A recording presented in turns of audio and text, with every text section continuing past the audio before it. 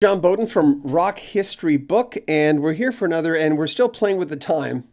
We're still whacking around with the time of when we should do this because with today in history, we're always thinking, well, shouldn't it be in the morning when you wake up? It's usually when we used to syndicate this feature called Rock History Book, which was the history of rock and roll in 60 seconds, where a host named Steve Burgess used to be my best friend in the world. We're still friends.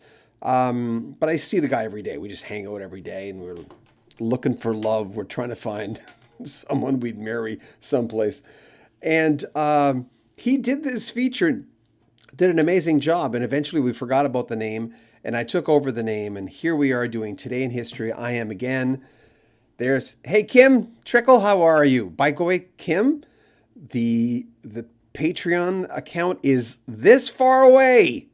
I've been loading stuff, extra features all day. Kim says, come on, get it going. I'm hearing you, Kim. Thank you. You're a big supporter. We appreciate that. Hey, Mark, thank you. Kim, she says, great. Thank you very much. Okay, I'm not going to be able to get a chance to see your comments till after we do this, but then I'll try to read them as they come up. But today in history, July 7th. And before we get going, I want to thank Tom Cox, Frederick Alberg, Christopher Butler, and J.M. Stewart for donating money to the channel, which is really nice because we were in sort of not dire straits, but we were all of a sudden realizing we needed to buy equipment. So we put up a PayPal button before the Patreon is even started, and we just said, listen, just buy Freak of Nature. If you've always wanted to donate to the channel, just by all means, please do. So Tom Cox, Frederick Alberg, Christopher Butler, and J.M. Stewart, thank you very much. It helps. It really does. Okay, it's big day in rock and roll history. 1941, Jim Rodford, he's a bassist, British bassist, who was with the Kinks for a while, Argent, the Zombies, of course, Rod Argent. He was born in England and he died in 2018. There's a little guy named Richard Starkey you might know, and it's Ringo Starr. And he was born on this day in 1940. Of course, in Liverpool, the boys are known for being from there. I'm not going to go on to explain some of the things that Ringo Starr has done because it goes without saying, right? 1947, Brian May's birthday today. The lead guitarist, more or less, right now, the leader of Queen, holding a candle to his old bandmate who he lost way too long ago, Freddie Mercury, man. Alex Knight, hey, Ringo's 82. Hello, John from Swede Savage. Hello. I'm surprised by some of you folks from Rock History Music, are coming over to Rock History Book, which is really, again, I can't stress it enough. This channel was always meant to be Today in History. And I told Shannon, we've got a few new writers. Yes, and we've got to pay them too. Shannon's free. She's my wife. Putting this thing together. But who died on this date? He's on the cover. He's on the banner. He's in the middle of the banner. Oh, Ringo said spread peace and love for his birthday. I mean, isn't that right? He's always doing this. And that can't hurt. Some people say, why is he doing that all the time? Well, what, that bothers you? That he wants peace? That's a bothering thing to you? Like, it's a great thing.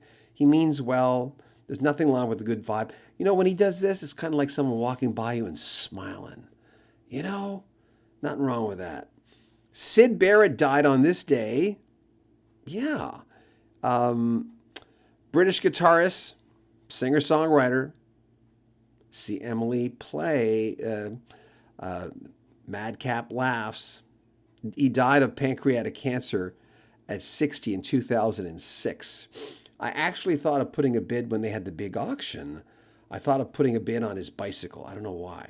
Well, I guess because he rode his bicycle all the time. And I remember going at I think it went for 900 pounds or something, which is at that time, I think it was about $2,000 at that time. But yeah, it was crazy. I thought, why didn't I buy his bike? It would have cost a lot to ship it to North America. Yes, he was, Alex, an acid casualty. It was a sad thing. And even the picture that we have on the cover, which really describes how most people look at Sid, there was just like, I don't know. And his sister, and I've said this before, His sister has said that no, it wasn't because of the drugs. I'm going, yeah, it was, but she's doing what a sister does. I mean, it's a well-known fact that he indulged himself. Let's just say. In 1969, "Give Peace a Chance" was recorded by John and Yoko at the Queen Elizabeth Hotel in Montreal and was released in North America. Same year, 69, the Beatles records the title to "Here Comes the Sun." 73, Paul McCartney and Wings released "Live and Let Die." Dun-dun-dun, dun-dun-dun. Okay, you don't want it. In 1977, the Styx, Ringo and Paul still touring, but Gene Simmons says rock is dead. Sweet Savage, yeah, I know. Well, Gene says things for effect, I think. In 1977, Styx tie in the date 7/7/77 by releasing the seventh album, The Grand Illusion, which many say is their best album. To me, it was their best album. Everyone has a different... what's your favorite Styx album?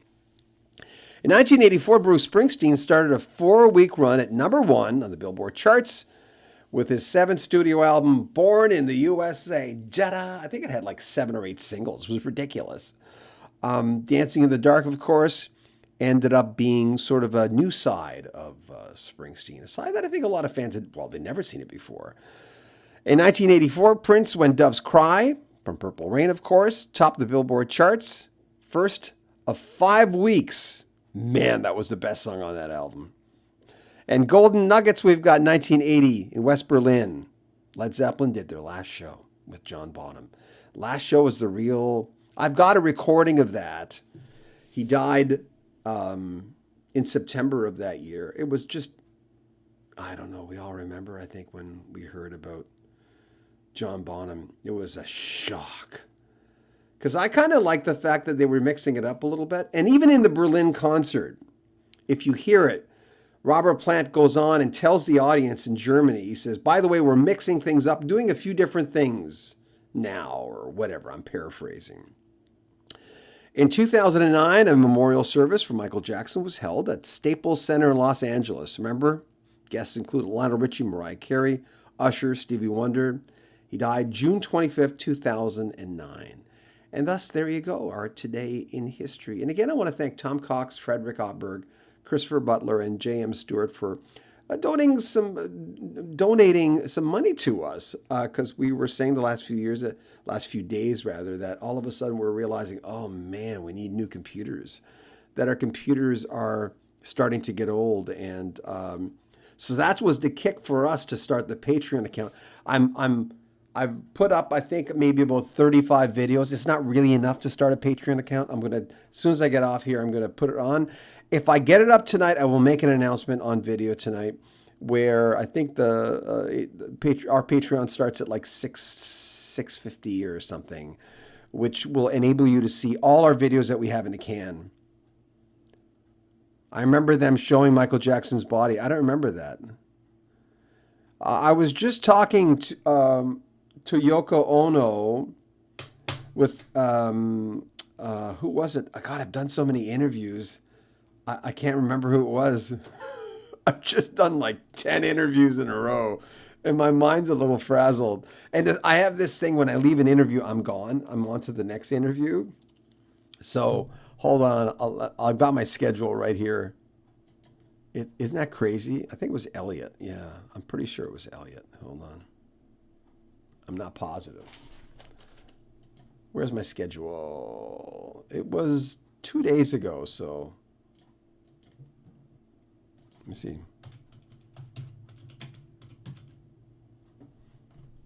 2 days ago. Yeah, Elliot Randall. That's who it was.